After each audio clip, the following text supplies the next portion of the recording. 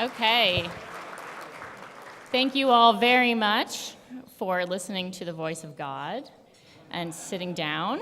It is really my great honor to welcome to the stage Monsignor Charles Pope, who will deliver the invocation.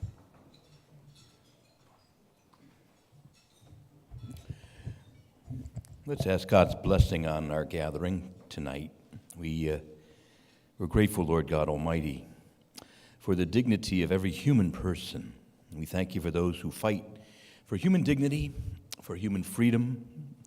We thank you, Lord, for our honoree today, Mr. Hannan. We thank you for all the benefactors.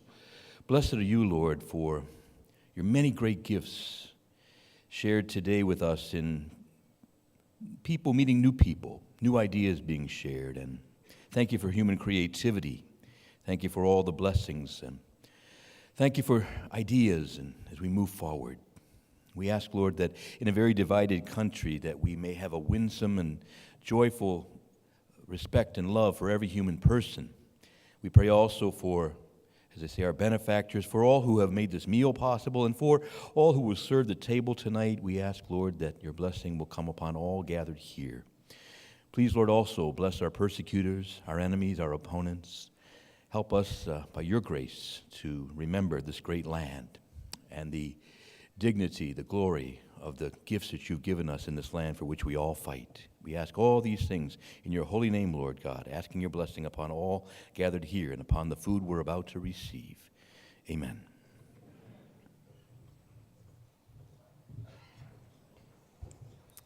Please begin your appetizer.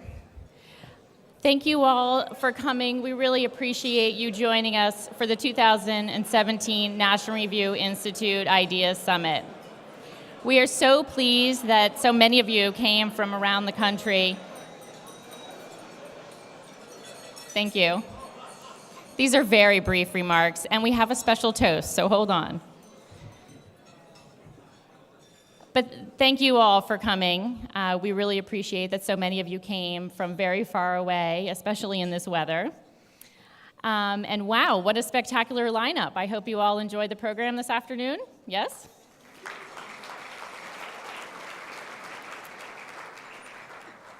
I really want to thank all of our participants. Many of them changed their schedules to be able to be with us both today and tomorrow. So we really are very grateful for people's interest in participating in our conference. So thank you to all the participants. I would also like to especially thank our sponsors. First, Karen Wright for underwriting the digital infrastructure for our conference. Look at how beautiful our stage is.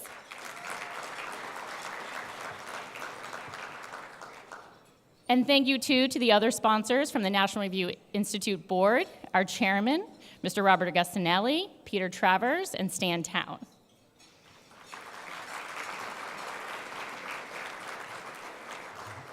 And this evening is brought to you by three very important sponsors, Mr. John Casamatides, the Public Interest Fellowship, and Liberty Health Share. Thank you very much.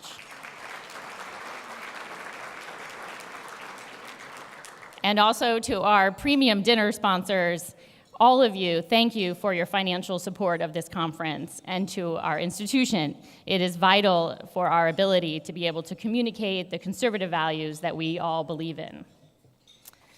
The Biennial Ideas Summit continues a great tradition of National Review Institute conservative summits, started by Lisa Nelson, over here,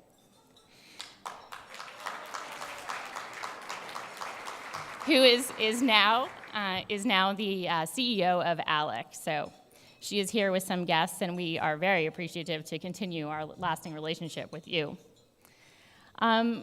Bill Buckley knew the importance of convening people to discuss and exchange ideas, and we honor this legacy. So thank you all for joining us in person and being part of the broader National Review community.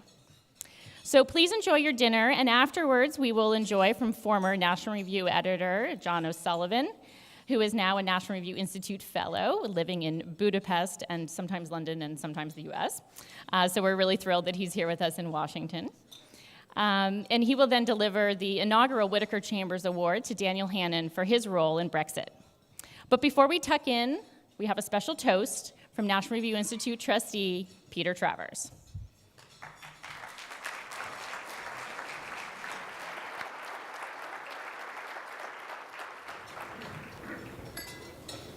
Good evening, ladies and gentlemen. I'm Peter Travers.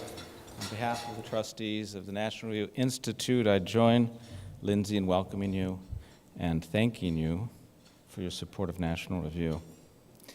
But, more particularly, I would like to seize a brief moment of this evening's proceedings and draw your attention to the immense contributions over many years to National Review and to the conservative movement of our publisher emeritus and newly minted National Review Vice President, the estimable and sometimes ineffable Jack Fowler.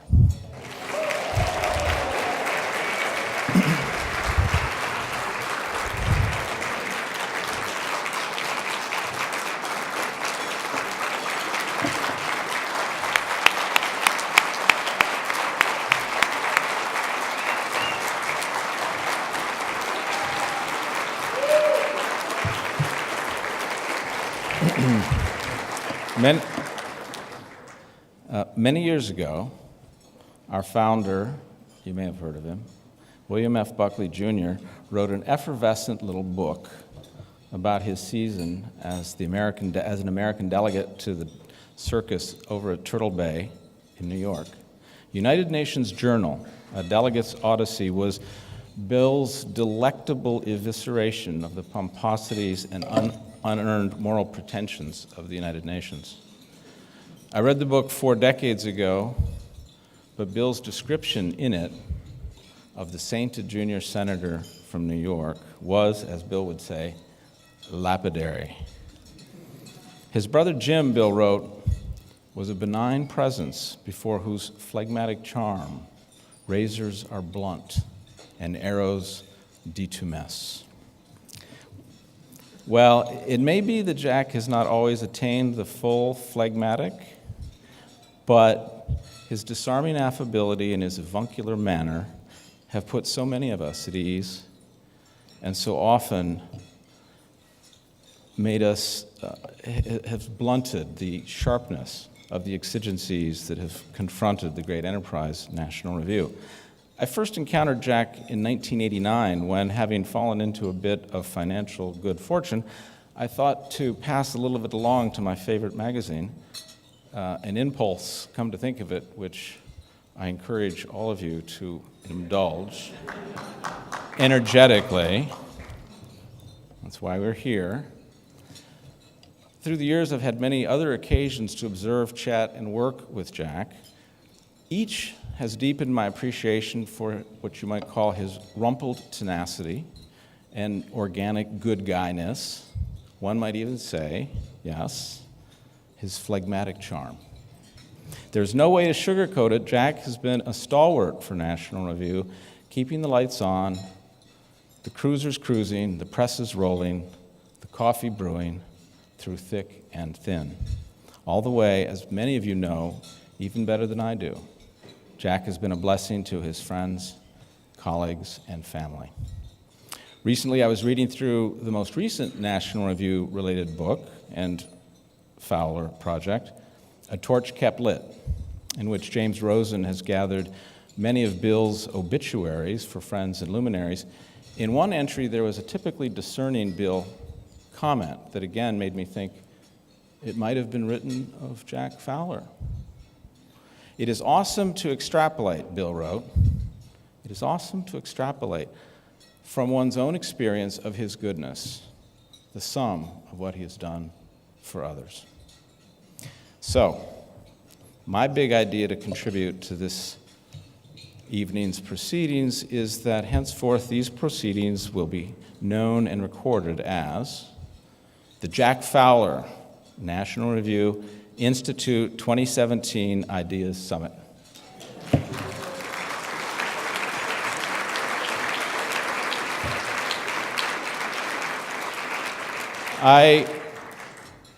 And in the spirit of our founder, I offer Jack, on behalf of the National Review Nation, this exiguous token of our great esteem.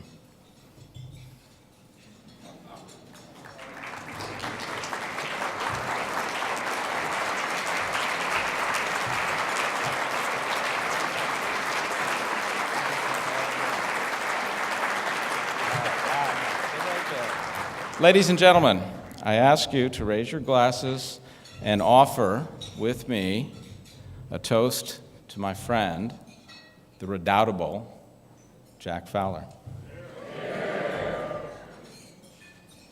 Thank you.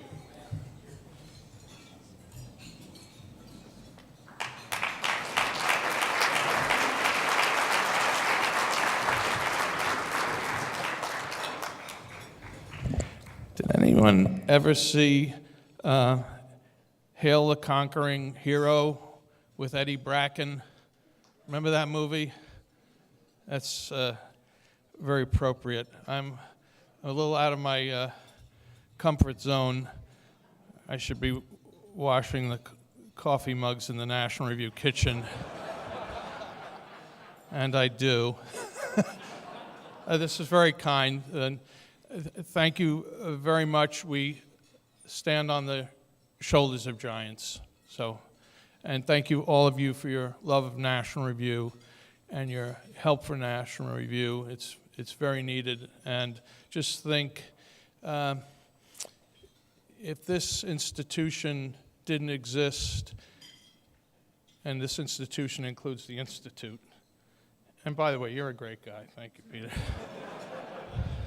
Would the world be a better place or a worse place? So think about that. And the world's a better place for National Review existing. And you helped make it exist. And by the way, that's how Bill Buckley felt. So anyway, thank you very much. I appreciate it.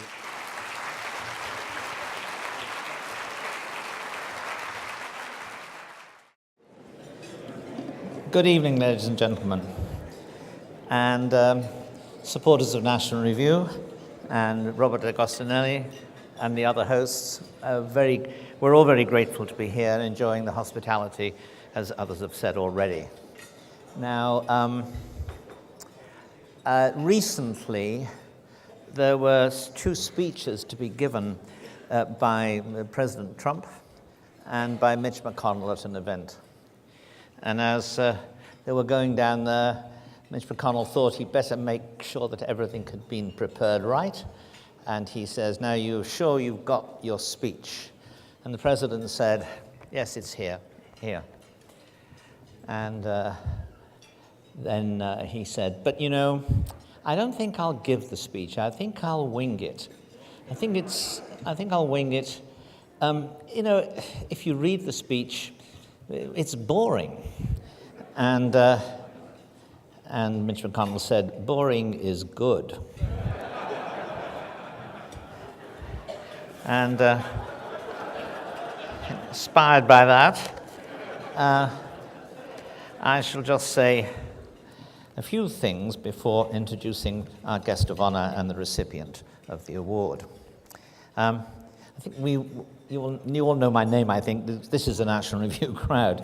But in addition to being a National Review fellow, senior fellow, Institute senior fellow, editor-at-large of National Review for about 25 years at this point, I think, president of the Danube Institute in Budapest, and editor, close bracket, international, close bracket, of the magazine Quadrant in Sydney, Australia. It's a great life, but the commuting is hell.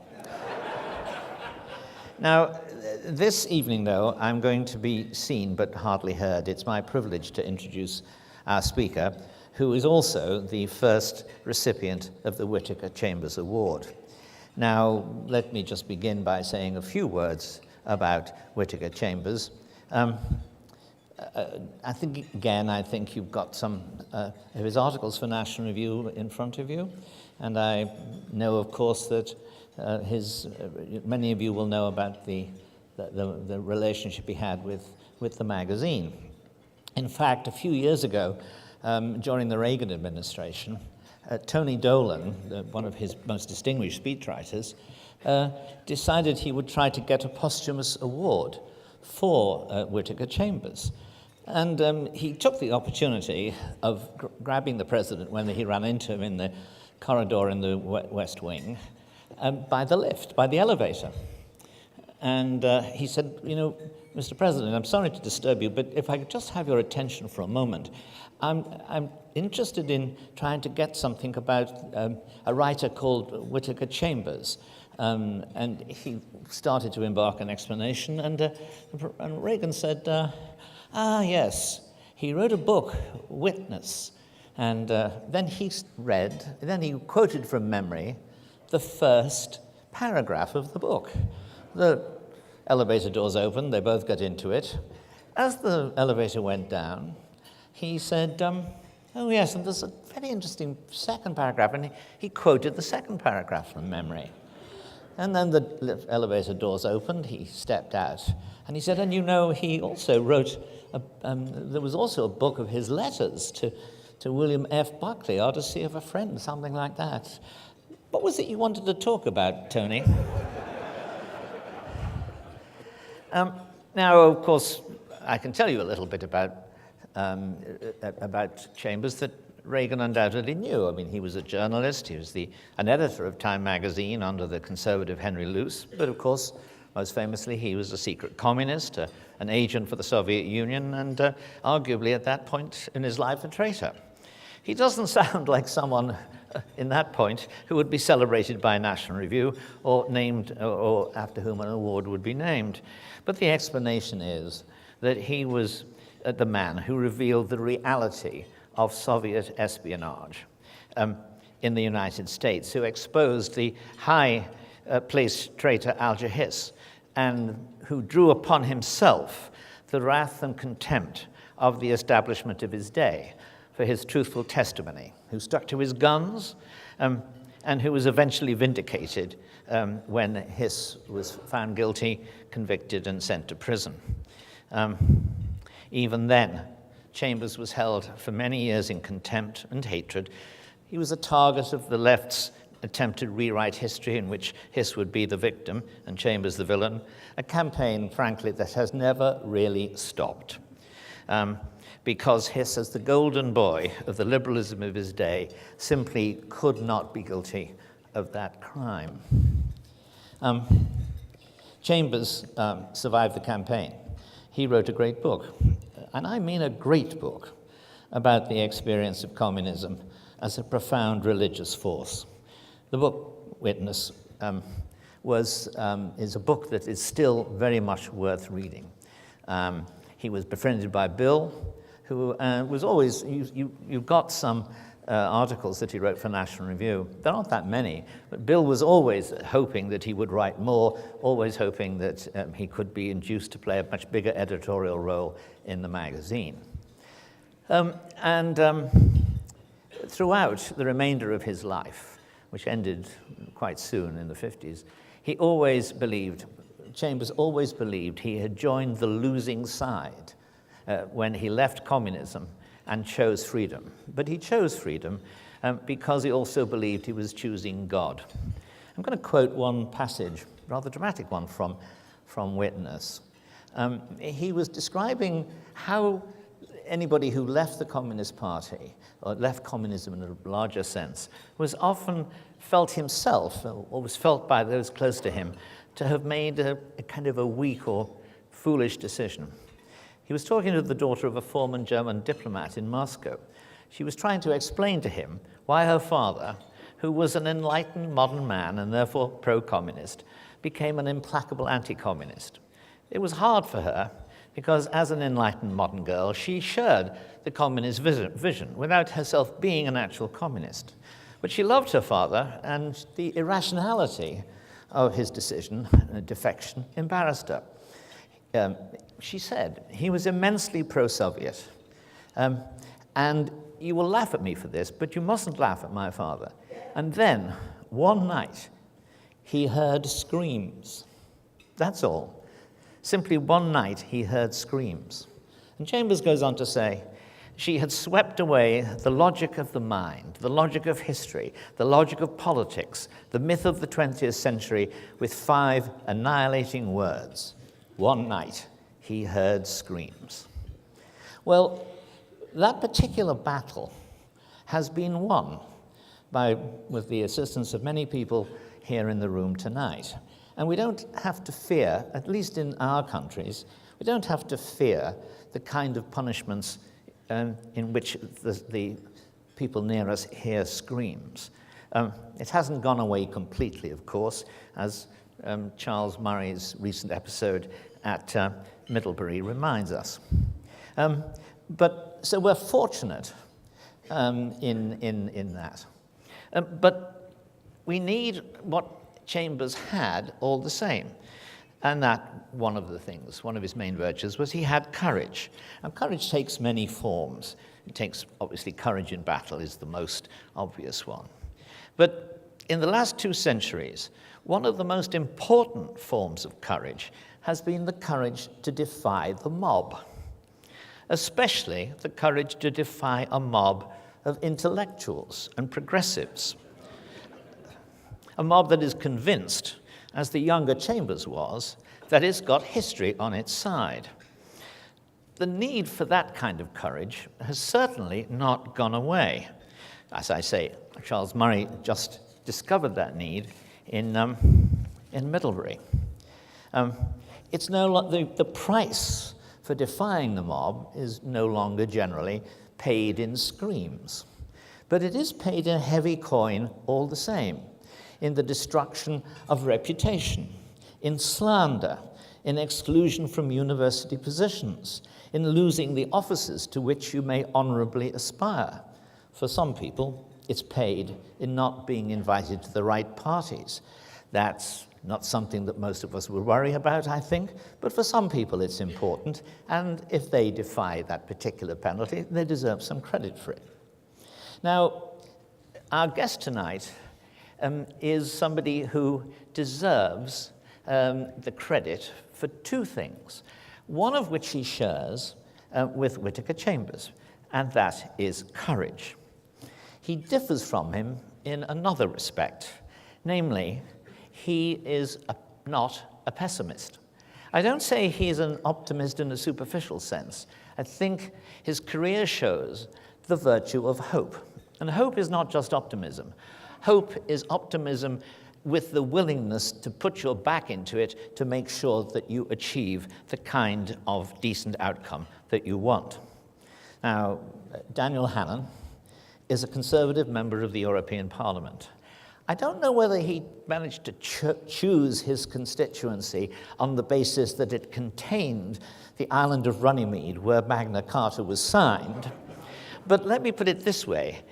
If he didn't set out to achieve it, then it has one of those extraordinarily eerie atmospheres of providentialism that we don't think of these days. He spent all his adult political life in fighting for a good cause. And not just a good cause, I would say, but a noble cause clearly linked to the concept of Magna Carta and the constituency that includes Runnymede. And that is, he's fought to restore the democratic sovereignty of the people, for the people of Great Britain from the EUC, to which it has been lost. Like Chambers, he's shown courage. Unlike Chambers, he is, as I see, a man of hope. He knew, although in the larger eternal sense, so was Chambers. But Dan Hannan knew that the odds against him winning this particular battle were extremely high, right up to 3 a.m. on the morning after the referendum vote. He fought like a man, offering hope to the voters, and offering also the idea that life would be better outside the EU. He fought for that. Now, a lot of people can claim to have played a major part in the victory of Brexit. I would say, and by the way, I would claim a part in the tremendous defeat of the cause in 1975, when I was on the other side, when I was on the right side, but a side that lost. But this was a side which, in a sense, should have lost, but won. I would say that Dan was one of the 5 people who, more than anyone else, ensured that we snatched this victory against all of the odds and against the mentality of inevitability. We thought that life would be better outside the EU, and we helped to convince people. He has shown, and this is why he's a deserving recipient, not just for the courage, but he has shown that history has no side. History is what you make it. He has said that his greatest desire in the last few years was to work himself out of a job in the European Parliament. Well, he's just done that. Ladies and gentlemen, he's looking for a job. And I think we should try to get him a good one, because this particular battle has been won. But there are going to be 20 other battles between now and the end, just like it. And I would like to be on the winning side more often than I have been in the rest of my life. Daniel, I don't have anything to actually give you. This is an award which exists, so to speak, on paper. But I hope it's a lot of paper. Thank you. Thank you.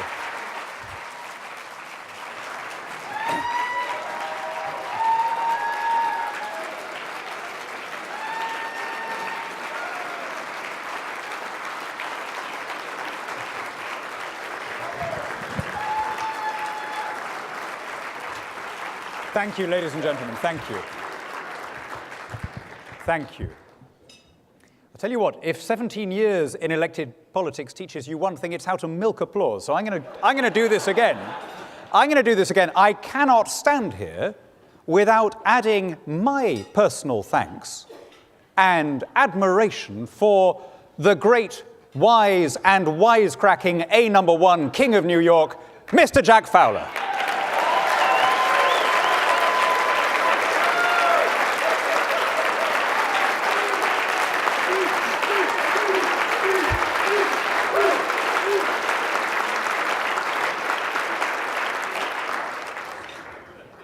The other thing that politics teaches you is the full range of wildlife that you represent in your constituency.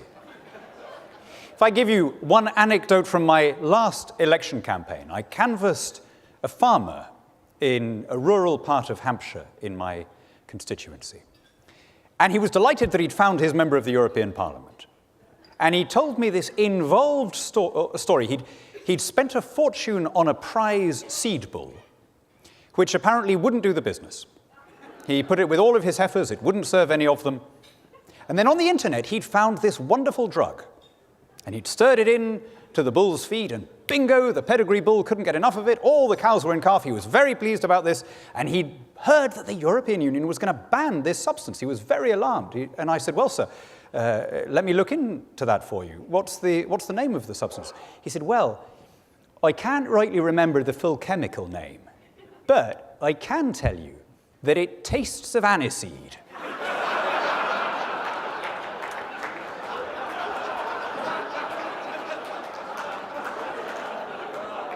But you know, it is such it's a real honor to be receiving this award, named after this great man, but to be receiving it particularly at the hands of my friends in National Review. It's lovely to see so many of the writers and the editor and the head of the NRI here. There is no nobler and finer and braver publication in the conservative world in the English language than the National Review. It has upheld the best kind of conservative tradition, civil and civilized, rooted in the defense of Western high culture. Its heart, this may surprise you, but I think the heart of National Review conservatism is love. Not for us, the anger and grievance of the leftist protesters determined to tear things down. Our conservatism is rooted in love for the precious things that we've been lucky enough to inherit.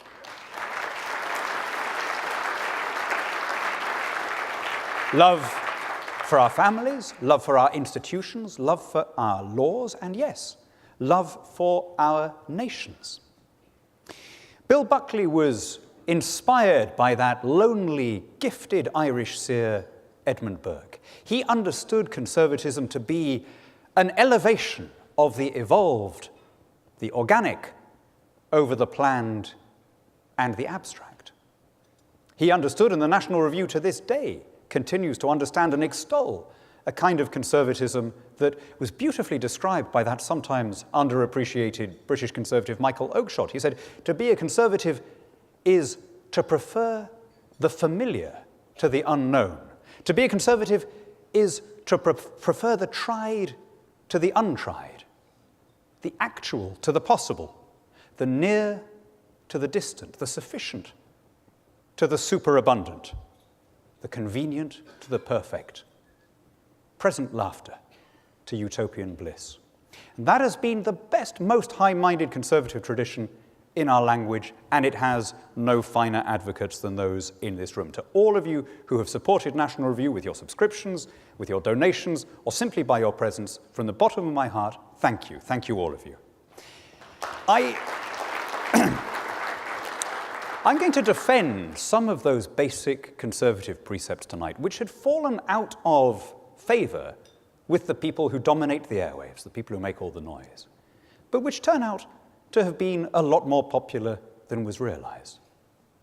The first, perhaps the most unfashionable of all, is the notion of patriotism, as we pronounce it on my side of the Atlantic. Patriotism, believe me, where I work in Brussels, there is no dirtier word. If you hear a Eurocrat saying the word patriot, he's spitting it out in the manner of a teenager at a party who's taken a swig from a beer can that was actually being used as an ashtray, right? It's not a popular concept. But I think we understand, you understand as conservatives, National Review readers, that patriotism doesn't mean you look down on any other country. On the contrary, patriotism is what takes us out of ourselves. It's what makes us recognize an obligation to our neighbors. Patriotism is why we pay taxes to support people that we've never met. Patriotism is why we obey laws even when we think they are foolish laws. We recognize that community of identity. Patriotism is why we accept election results when our party loses the election. Something which I see on my television screens is not true of the other side in this country. And that, in a way, tells you all you need to know. An even more out of fashion principle, probably the thing that is held up in modern discourse, in modern political parlance, as the worst of all sins.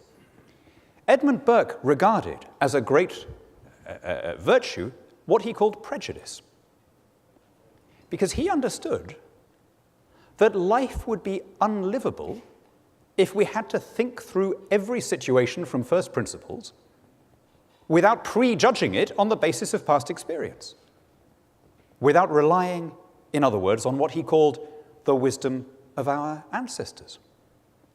That's the essence of a political system that evolves organically in tune with the temper of the people rather than being imposed from above on ideological grounds. And above all, I think the National Review, in the Buckley-Burke tradition, understands this, of all things, has suddenly been vindicated, having been out of fashion for a very long time, that people are wiser than their leaders, that the experts are very rarely as expert as they like to think. Bill Buckley, probably in a crowded field, maybe his most famous little aphorism when he said, I'd rather be governed by 1,000 names chosen at random out of the Boston telephone directory than by the economics faculty of Harvard University, right? I mean, which, by the way, given the financial crisis, it was which was pretty much caused by central bankers the world over, educated at Harvard University, is now an empirical and observable truth. He was quoting, or he wasn't quoting, he was channeling Edmund Burke again. Okay, if you want to understand what happened last year in our Brexit referendum and in your presidential election, you need to go back to how Edmund Burke put this in 1791.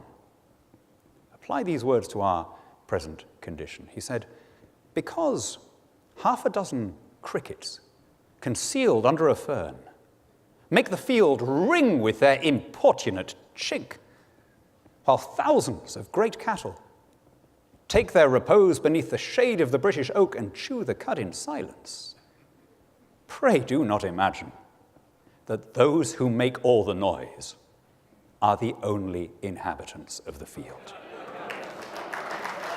Well, it turned out last year, on both sides of the Atlantic, that the oxen were not only more numerous than the grasshoppers, but they were a lot wiser.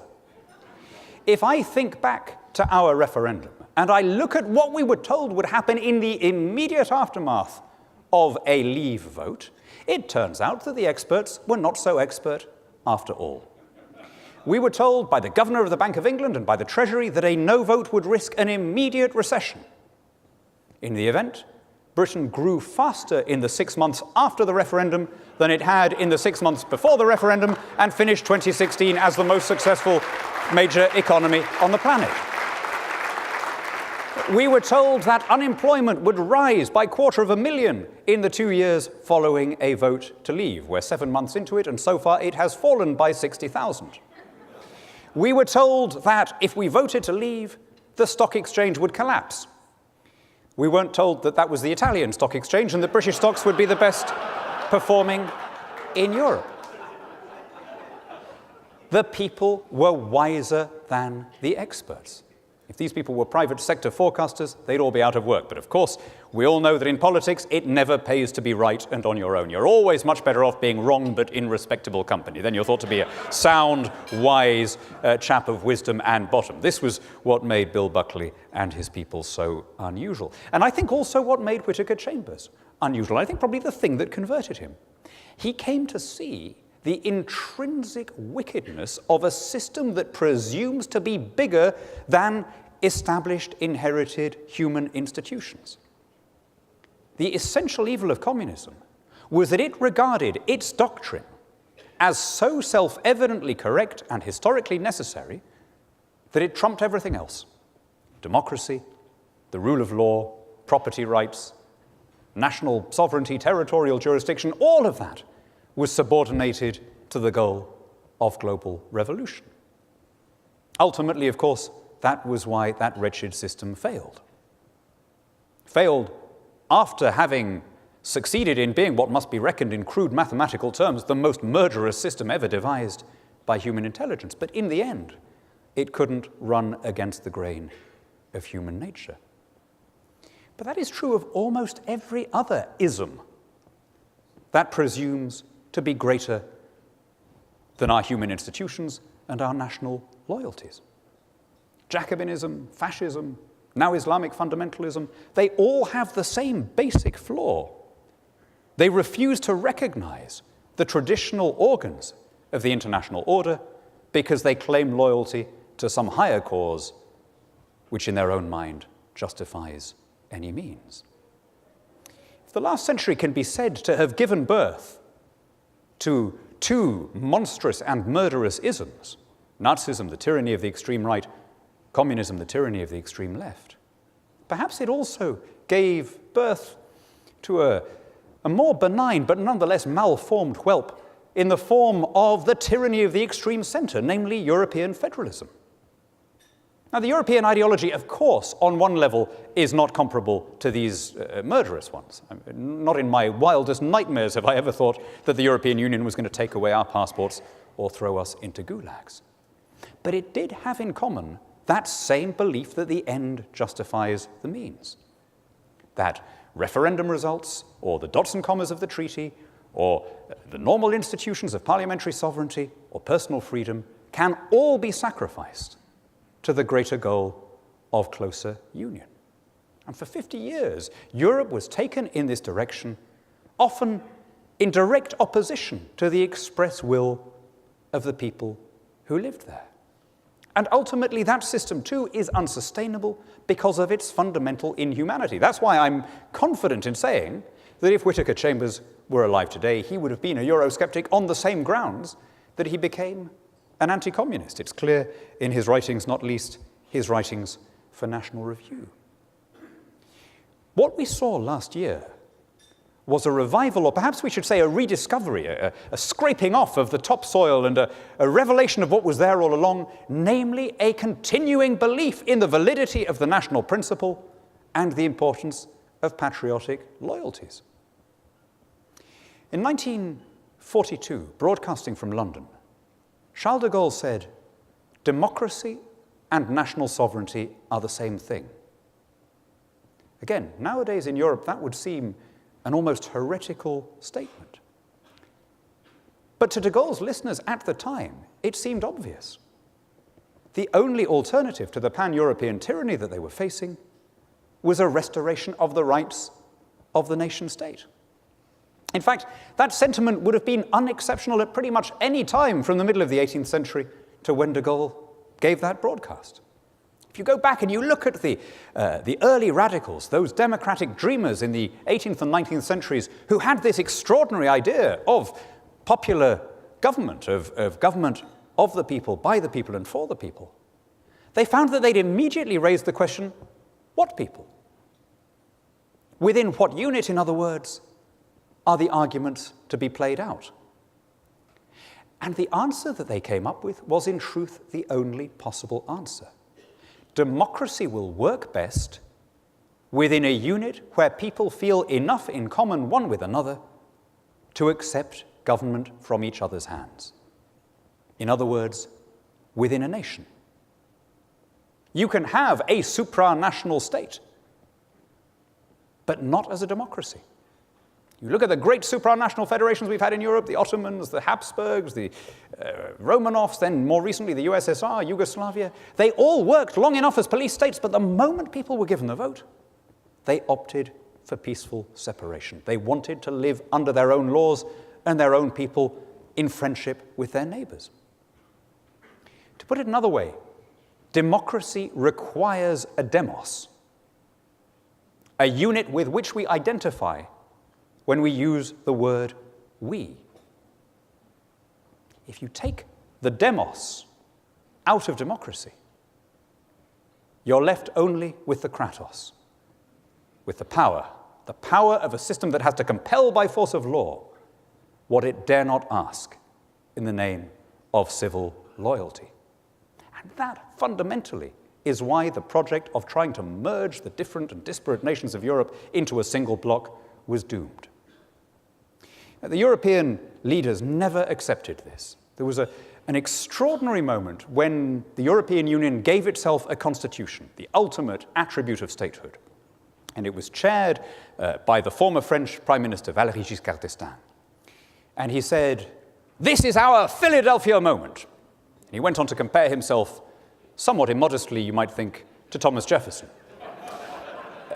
Where does one even begin with that parallel? Actually, how about beginning here? Jefferson wasn't there.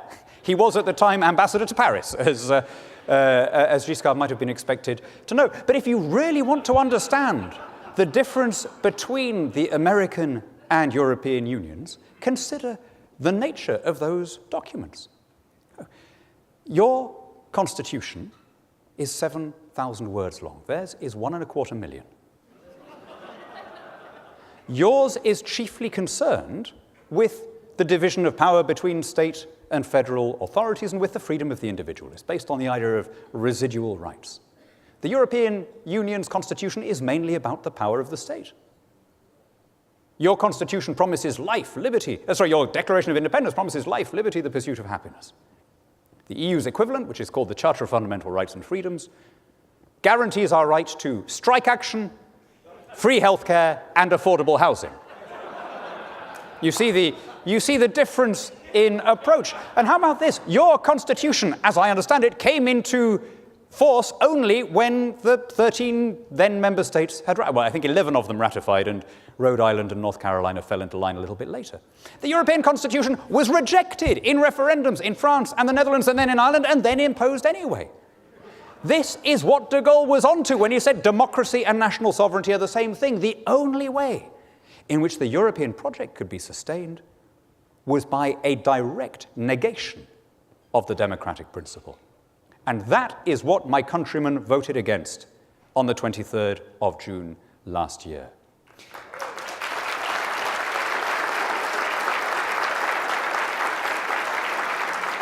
Tell you what, my friends, I have never felt prouder than I did on the appropriately beautiful and golden morning that Friday.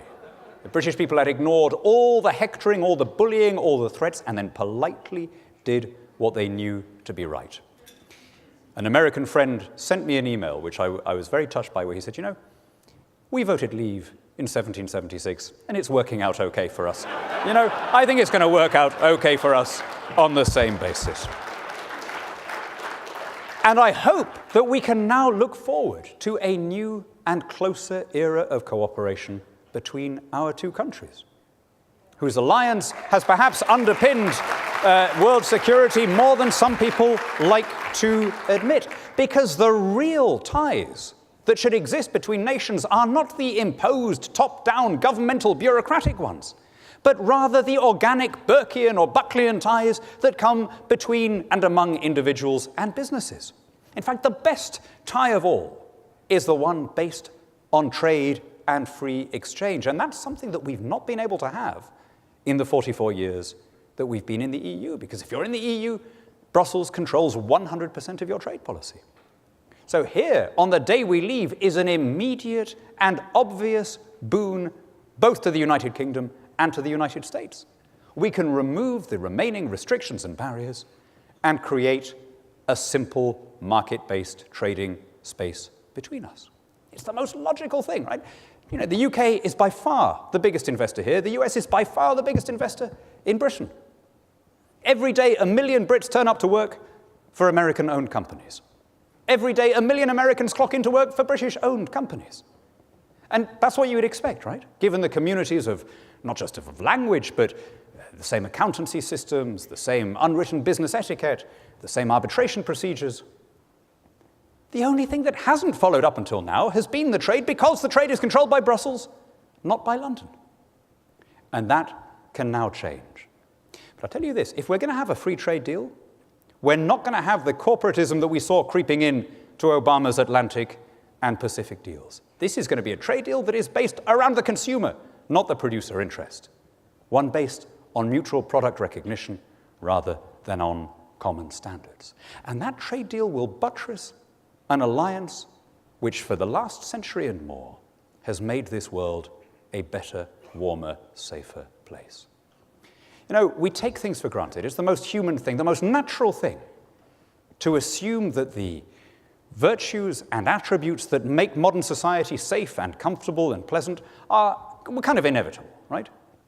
That uncensored newspapers and free elections and equality between men and women and jury trials and habeas corpus, somehow that is the natural condition of an advanced society. In fact, almost all of those things were evolved pretty exclusively in the language in which you're listening to these words. And if they have become universal values, frankly, it's because of a series of military victories by the allied English-speaking peoples. Let's imagine for a moment, conjecture, hypothesize for a moment that the Second World War had ended differently, or that the Cold War had ended differently. There had been nothing universal about those values then. And this, I think, is the great opportunity that we have as we leave the European Union. We can once again raise our eyes to more distant horizons and rediscover our older friendships, starting with that community of free English-speaking peoples who, when we have been most at need, have stood firm as our friends. It was a very touching moment when John Adams, not yet president, came as the first ambassador of an independent American republic to the court of King James. Could have been an awkward moment, right, if you think about it. But he made a handsome and affecting speech where he said, "Your Majesty, I should esteem myself the happiest of men if I can restore the old good nature and old good humor between nations which, though separated by an ocean and under different governments, have nonetheless the same language, similar religions, and kindred blood." And so it is today that we can look forward to a closer union between the world's greatest democracies. I am so optimistic as I look forward. I'm optimistic, first of all, about this country. I'm optimistic about the changes that can now come here. under the current administration and the current congressional majority. Ending Obamacare, scrapping regulations, cutting your tax to a kind of globally normal level on business, having,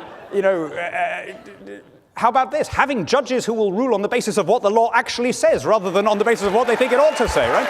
So there are many, many reasons to be optimistic about America, but I am especially optimistic about the prospects of the British-American alliance.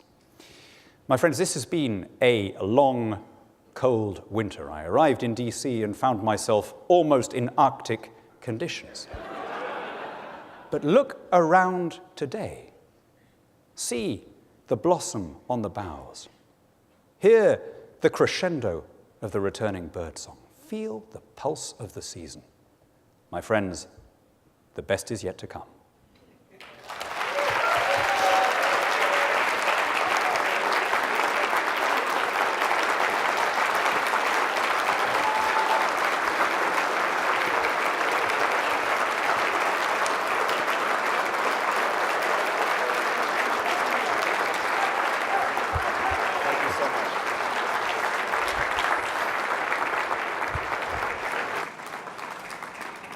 Dan, that was truly inspired, and I just want to inform everyone that the chairman of the NRI board, Robert Augustinelli, has made an executive decision on the spot tomorrow morning to call our sculpture, and yes, we have one, and commission a bust of Whittaker Chambers to be delivered to your office forthwith. So thank you so much.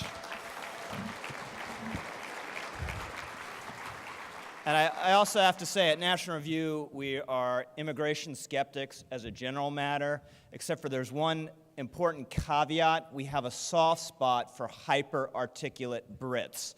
So, in your soon-to-be unemployed state, Dan, please be assured that you will always have a job for you at National Review if you want one. And everyone, I just want to let you know a couple programming notes. Immediately after this dinner, there is a night owl session with Carly Fiorina right upstairs in the gallery room. And for early risers who are physically robust, I'm supposed to read this. I wouldn't include myself in that, but we look forward to seeing everyone at 6:30 a.m. tomorrow morning for a jog to the Jefferson Memorial or yoga to be led in a special session by none other than Jack Fowler. Ladies and gentlemen, see you later.